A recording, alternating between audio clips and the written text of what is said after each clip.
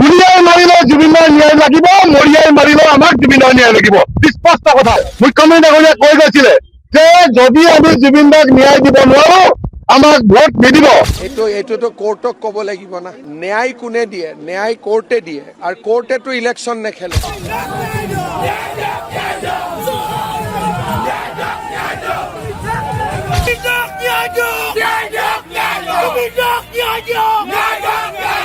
এতিয়া জুবিন গাৰ্গৰ ন্যায় বিচাৰি বিচাৰি হিমন্ত বিশ্ব শৰ্মা ডাঙৰীয়াৰ সন্মুখত সকলোৱে চিঞৰি চিঞৰি পগলা হৈ পৰিলে। আৰু কিছুমান লোকেতো কৈ আছে যে যদি জুবিন গাৰ্গৰ ন্যায় নিদিয়ে তেনেহলে ইহঁতে নিজৰ শৰীৰত নিজেই পেট্ৰল ঢালি জুই লগাই দিব। আচলতে কেতিয়া হ'ব জুবিন গাৰ্গৰ হত্যাকাৰীবোৰৰ ফাঁচীৰ শাস্তি? আৰু সঁচাকে কি অহাকালি জুবিন গাৰ্গৰ হত্যাকাৰীবোৰৰ ফাঁচীৰ শাস্তি হ'ব?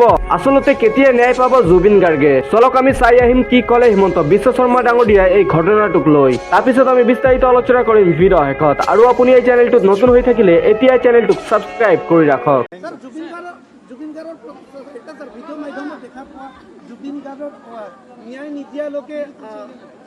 এইটোতো কোৰ্টক ক'ব লাগিব না, আমি ন্যায় কোনে দিয়ে? ন্যায় কোৰ্টে দিয়ে, আৰু কোৰ্টেতো ইলেকশ্যন নেখেলে।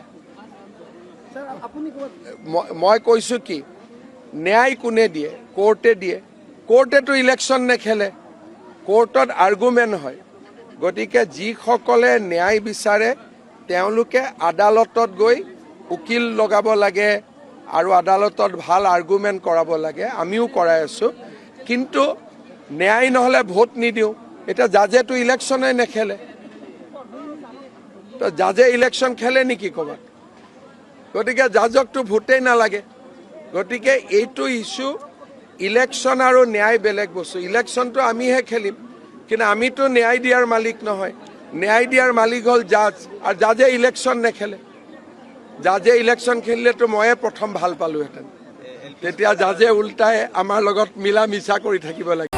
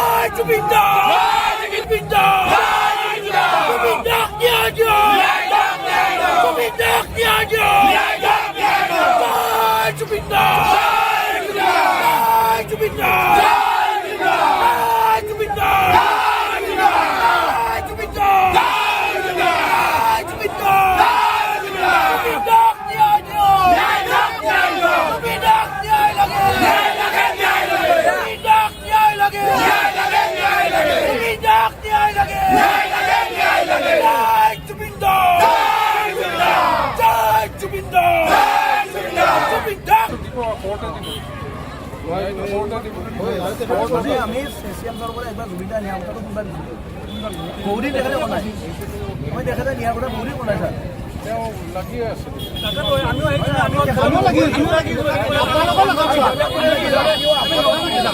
আমিও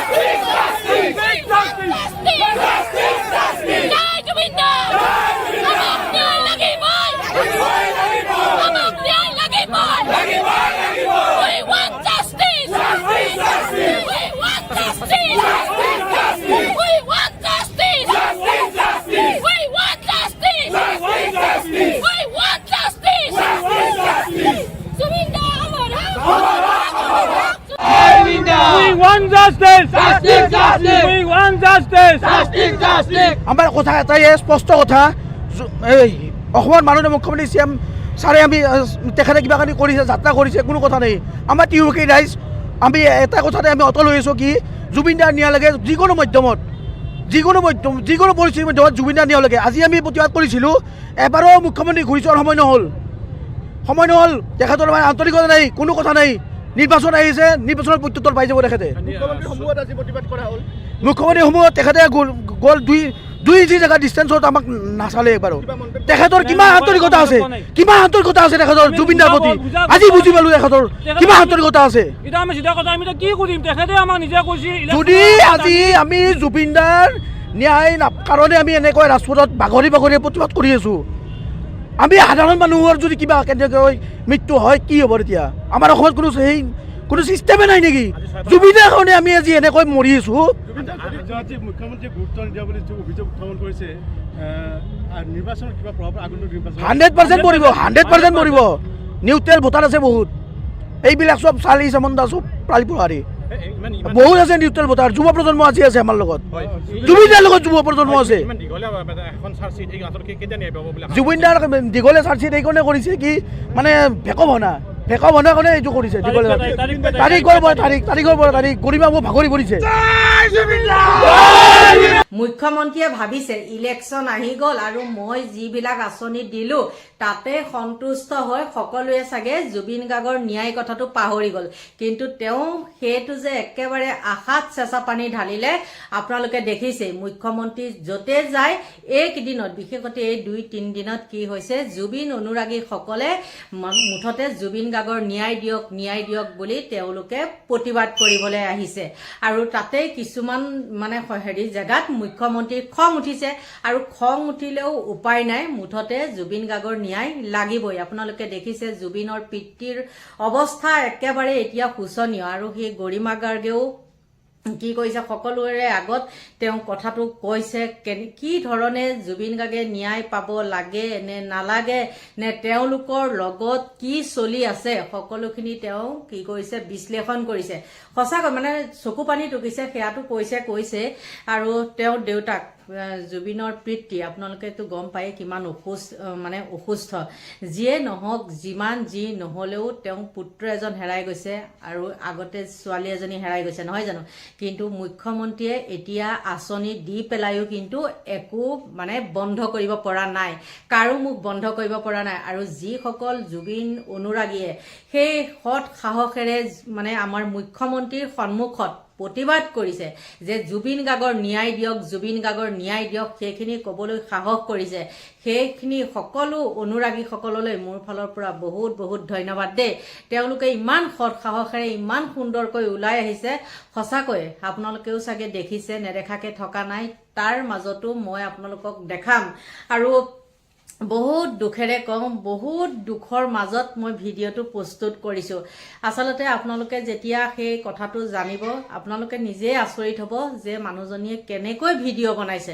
কিন্তু মই নিৰূপায় বন্ধু বান্ধৱীসকল একদম ভিডিঅ'টোৱে এতিয়া চমুৱাই থওঁ আপোনালোকৰ মাজলৈ মই চাওকচোন মানে কি হৈছে মুখ্যমন্ত্ৰীয়ে য'তে যায় ত'তে লাগি যায় নহয় নে সেইটো কাৰণেহে ক'লোঁ যে য'তে বাঘৰ ভয় ত'তে ৰাতি হয় আজিকালি আমাৰ উঠি অহা যুৱচাম এনেকুৱা ধৰণৰ মুখ্যমন্ত্ৰীকটো সকলোৱে ভয় কৰে কিন্তু কি হৈছে এই যুৱচামে আৰু বিশেষতে জুবিন অনুৰাগীসকলে কিন্তু মুখ্যমন্ত্ৰীক ভয় নকৰি সৎ সাহসেৰে ওলাই আহিছে অসমৰ জনগণৰ লগতে কিন্তু অসমীয়া জনতাই অসম চৰকাৰক এৰি নিদিয়ে জেল দিয়ে ফাঁচি দিয়ে গুলিয়াই মাৰে মৰিয়াই মাৰে ন কম্প্ৰমাইজ জুবিন দাৰ লগত চিধা কথা জয় জুবিন দা We want justice! Justice! Justice! We want justice! Justice! Justice! We want justice! Justice! Justice! Jubinar niyay amak lagi boy! Lagi boy! Lagi boy! Jubinar niyay amak lagi boy! Lagi boy! Lagi boy! Jubinar niyay amak lagi boy! Lagi boy! Lagi boy!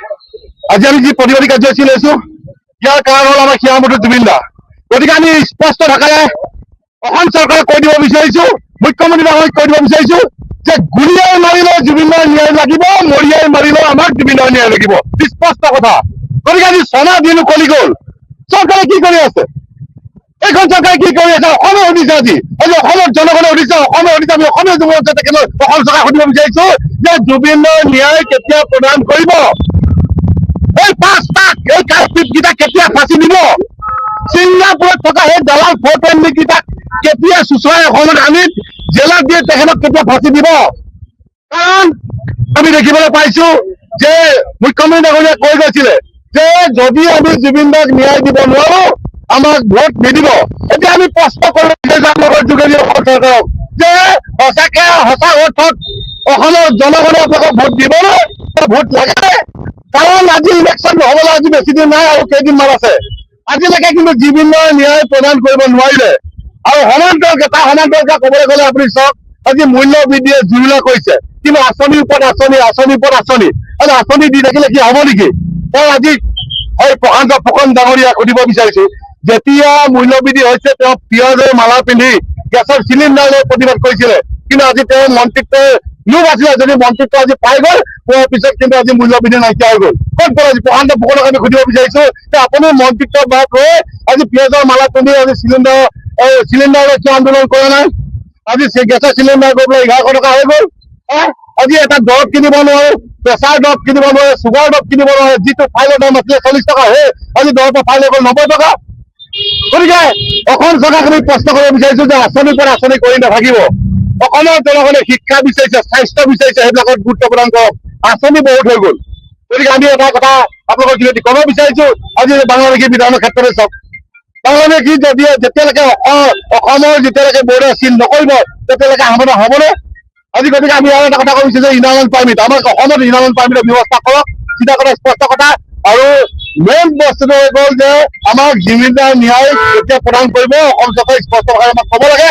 অন্যথা অসমৰ জনগণৰ লগতে কিন্তু অসমীয়া যুৱ মৰ্চাই অসম চৰকাৰক এৰি নিদিয়ে, জেল দিয়ে, ফাঁচি দিয়ে, গুলিয়াই মাৰে, মৰিয়াই মাৰে, ন কম্প্ৰমাইজ জুবিন দাৰ লগত। চিধা কথা, জয় জুবিন দা।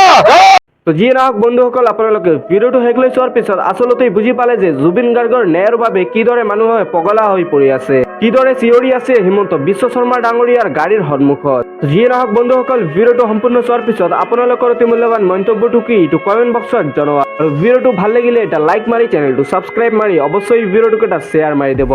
ধন্যবাদ।